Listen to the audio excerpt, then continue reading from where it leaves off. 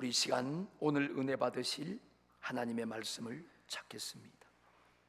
오늘 우리에게 주시는 축복된 말씀은 누가복음 13장 6절에서 9절의 말씀을 다 같이 찾겠습니다. 제가 한 절, 여러분이 한 절, 우리 교독을 하겠습니다. 이에 비유로 말씀하시되 한 사람이 포도원에 무화과 나무를 심은 것이 있더니 와서 그 열매를 구하였으나 얻지 못한지라.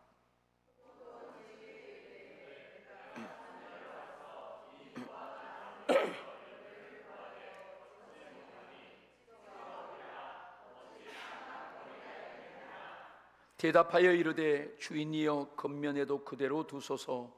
내가 두루 파고 거름을 주리니.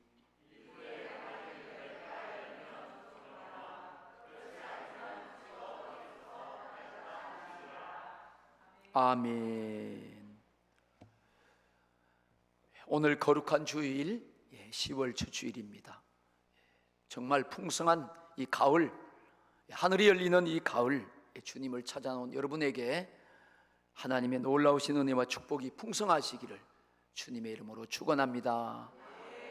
우리 옆 사람들 이렇게 돌아보시면서 당신은 축복의 사람이요 행복자입니다, 그렇게 한번 인사를 좀 나눠주시기 바랍니다.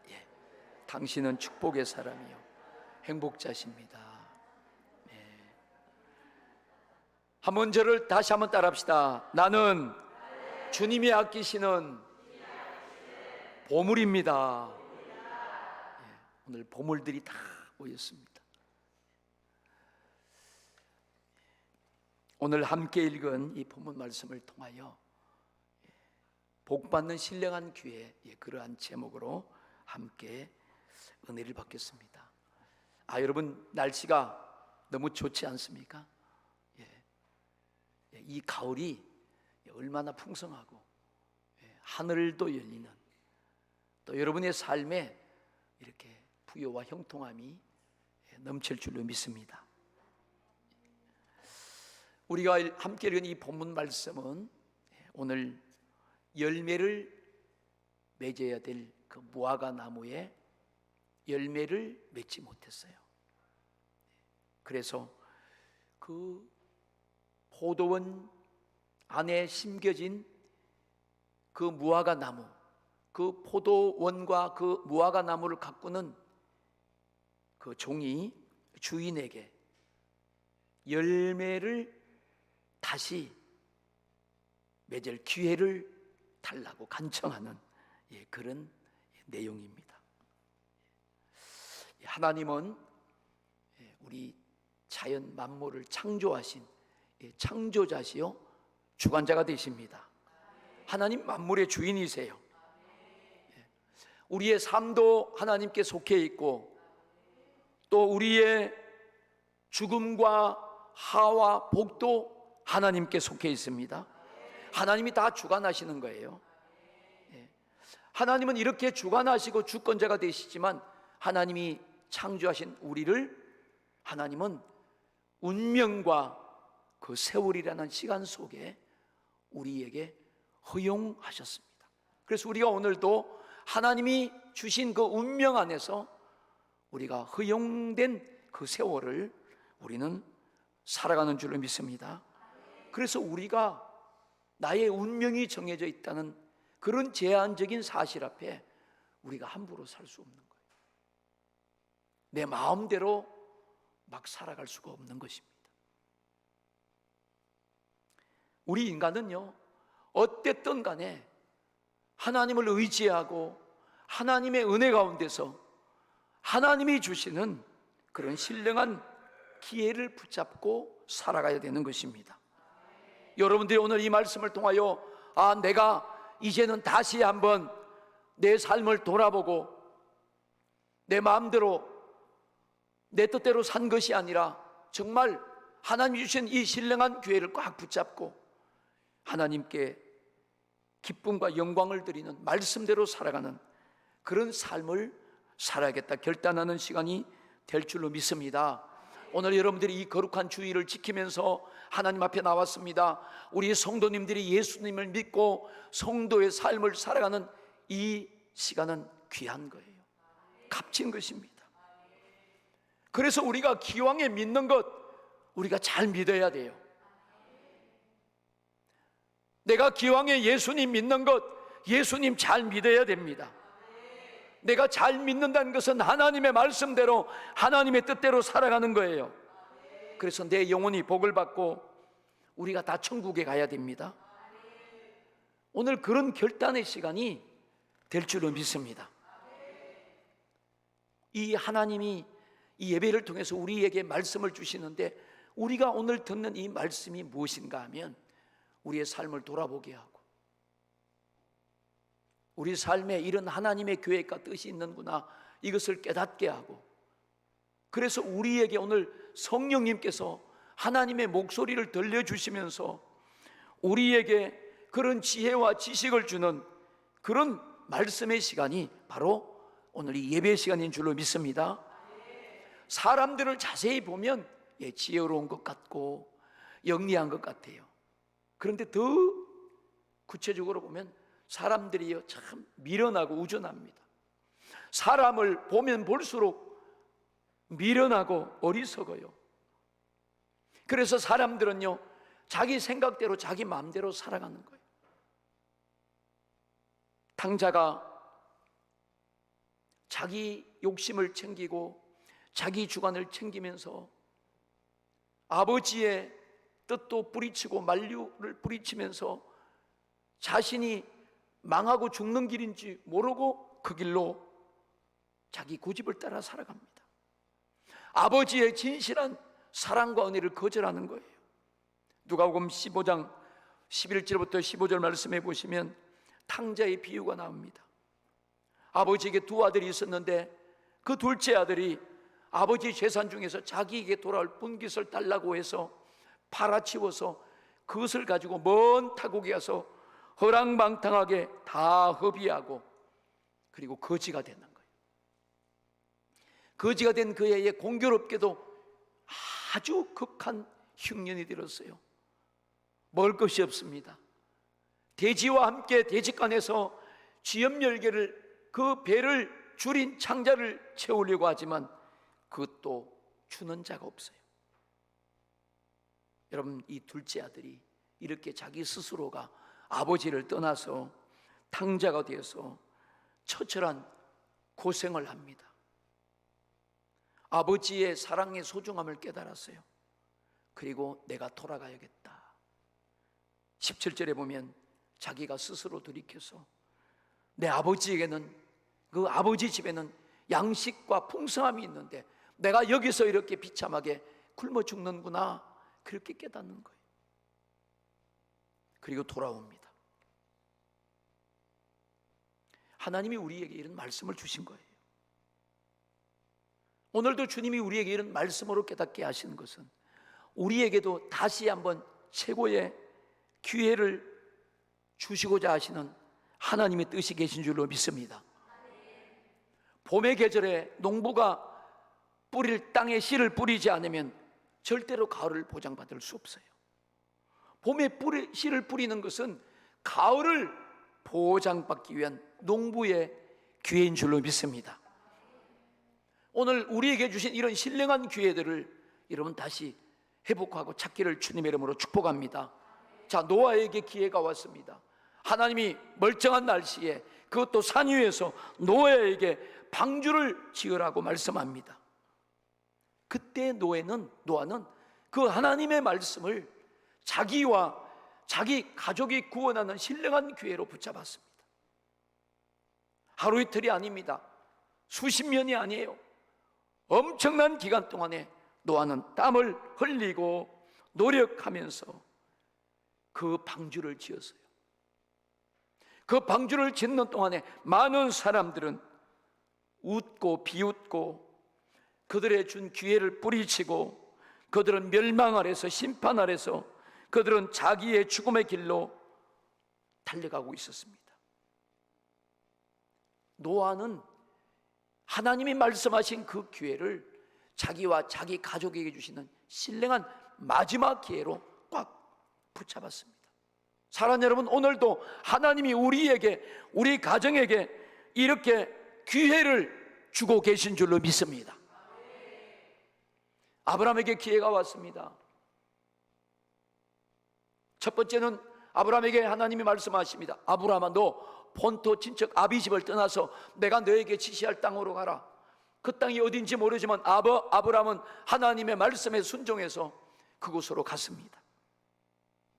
왜? 하나님의 말씀을 자기의 신령한 절호의 기회로 아브라함은 자기 후손과 함께 받고자 하는 그런 기회를 붙잡았습니다.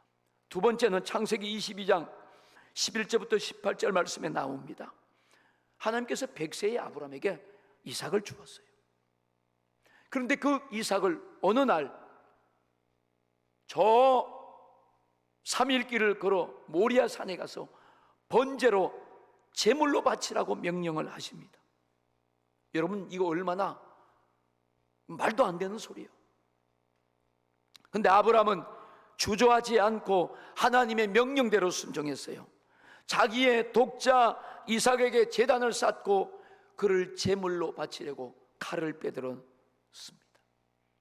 그 순간에 그것을 보고 계시던 하나님이 하늘로부터 아브라함을 불렀어요. 그에게 아무 일도 하지 말아라. 내가 내 아들 독자 이삭이라도 나를 경외하며 내 말에 순종하는 것을 보니까 네가 이제야 나의 사랑을 받고 나를 경외하는 줄을 내가 알겠다 하시면서 하나님은 수풀에서 수양을 다시 번제로 받으시고 그 아브라함의 순종을 보시고 아브라함이 신령한 기회를 붙잡은 그 믿음을 보시고 그를 믿음의 조상으로 세워주시고 그 아브라함을 통하여 그 가정을 통하여 이 땅에 예수 그리스도가 오게 하시는 그 사역을 시작하신 줄로 믿습니다. 여러분, 성경 속에는 수많은 사람들이 하나님의 말씀에 순종하고 그들의 주신 그 기회를 붙잡고 하나님의 뜻을 이룬 수많은 사건들이 성경 속에 기록되어 있어요. 하루는 하나님이 천사를 통해서 마리아에게 나타나셨어요. 마리아에게 아들을 낳겠다고 말씀하십니다. 마리아는 요셉과 정혼한 사이에서 깜짝 놀라지요. 아니, 내가 어떻게 이런 일을 알 수 있습니까? 나는 결혼하지 않고 사내를 알지 못합니다. 그러나 마리아는 자기에게 한 번 주어진 그 신령한 기회 앞에 하나님의 말씀을 놓칠 수 없어서 그 뜻에 순종하고 그것을 받아들였습니다. 그러므로 예수 그리스도가 이 땅에 오시고 그 주님이 온 인류의 구원자가 되시고 우리를 위해서 하나님의 뜻을 이루는 그 일에 자신을 십자가에서 피 흘려 죽으시고 제물이 되어 주셨습니다. 그리고 그 주님이 살아나셨어요. 부활하셨어요. 그 부활의 첫 열매가 되시고 오늘 우리에게 영생과 구원을 주시고 우리를 천국 갈 수 있는 길을 열어주신 줄로 믿습니다. 할렐루야! 얼마나 감사한 일입니까? 한 사람이 순종하니까 하나님의 뜻이 이루어지는 거예요. 그 예수님이 이 땅에 오셔서 그분은 하나님의 나라를 증거하시고 하나님의 뜻을 행하셨습니다.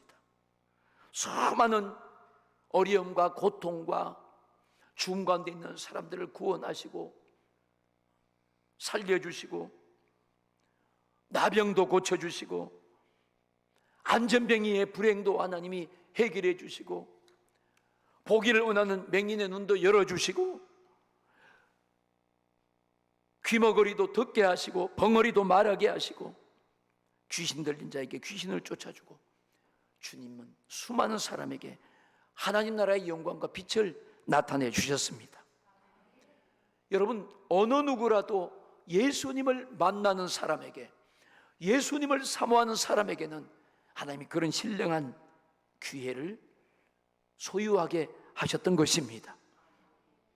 오늘 우리에게도 이런 기회가 계속 주어졌어요.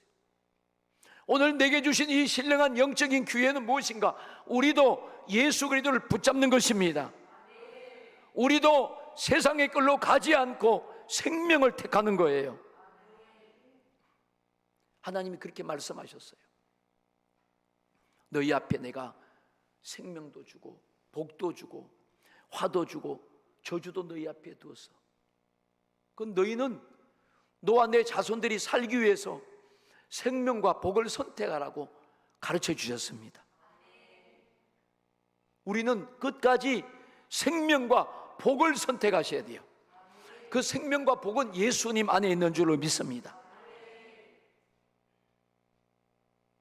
마태복음, 마가복음 10장에 보면 정말 불쌍한 맹인 거지 바디메오 이야기가 나와요. 그는 여리고 길가에서 쭈그리고 앉아서 앞을 보지 못하고 거집니다. 그날 사람들이 던져주는 그것을 받아서 하루하루를 살아가는 아주 불쌍한 사람이에요. 근데 그에게 어느 날 나사렛 예수가 그 능력을 행하는, 죽은 자도 살리고 모든 병을 고치는 그 예수가 그 여리고를 지나간다는 소리를 듣고 자기에게 주신 그 절호의 기회를 이 바디메오가 붙잡았습니다. 그리고 그 예수님을 향하여 자기를 불쌍히 여겨 달라고 소리 지르면서 그 예수님을 만난 것입니다. 그의 믿음을 보시고 주님이 그를 눈을 뜨게 하시고 그에게 구원의 은혜를 베풀어 주셨습니다. 나병 환자, 너무 고통스러운 나병 환자가 나병으로 죽어갑니다. 그도 예수님을 만나서 그 기회에 그 나병을 깨끗이 치료받고 정말로 어마어마한 행복을 맛보는 그런 주인공이 되었습니다. 12해 동안 혈루증을 앓던 그 여인이 어디 가도 고칠 수 없는 그런 고통이었지만 그가 예수님의 옷자락을 잡는 그 기회를 살려서 그 혈루병에서 고침을 받았어요. 하인이 중풍병에서 고통을 당하는 그 백부장도 그 예수님 앞에 찾아와서 그 예수님으로 말미암아 그 하인이 중풍병에서 고침받는 그런 축복을 받은 줄로 믿습니다. 여러분, 이렇게 예수님은 그때나 지금이나 오늘이나 영원토록 우리들이 영육간의 불행과 고통을 당해 있을 때 찾아오셔서 우리에게 만나 주셔서 기회를 주시는 것입니다.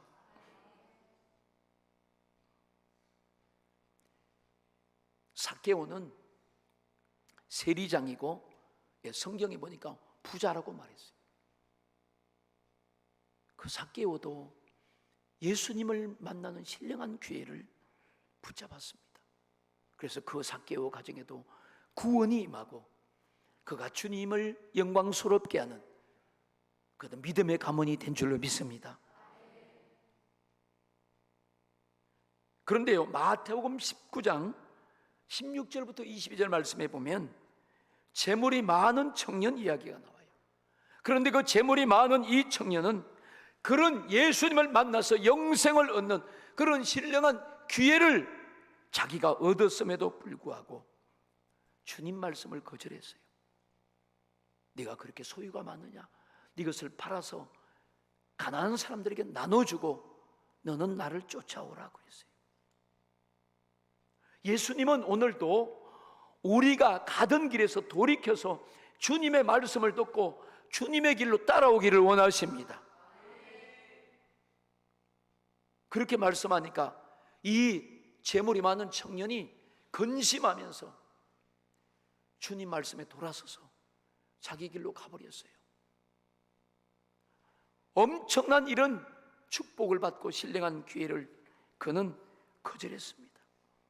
주님이 자기에게 주시는 그런 놀라운 그런 기회를 그는 거절해버렸어요. 오늘도 성령님께서 우리에게 이 말씀을 주시면서 우리에게 깨어서 기도하라 하셔요. 왜 그래요? 하나님의 약속을 주시려는 기회를 붙잡아라는 것입니다. 오늘 우리에게 회개하라고 말씀하는 거예요. 오늘 우리가 회개해야 죄가 용서받고 하나님의 영광 속에 들어가는 줄로 믿습니다.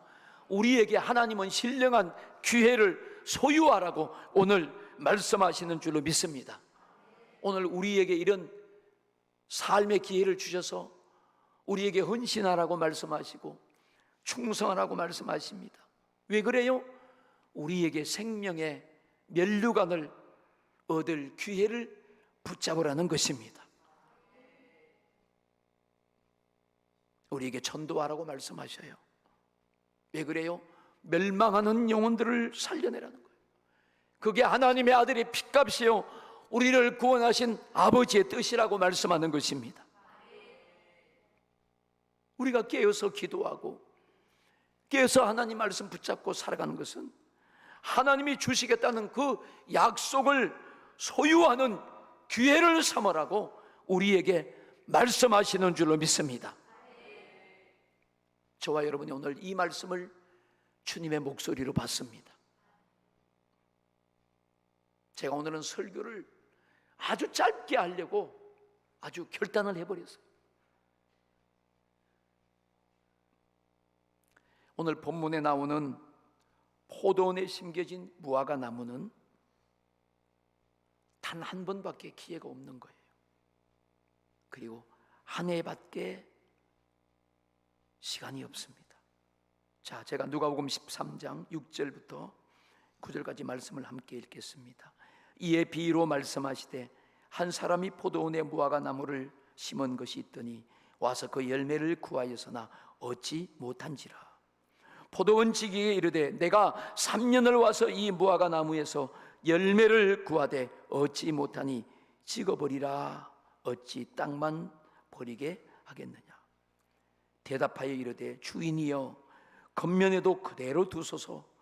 내가 두루 파고 그름을 줄이니 이후에 열매가 열면 좋거니와 그렇지 않으면 찍어버리소서 하였다 하시니라.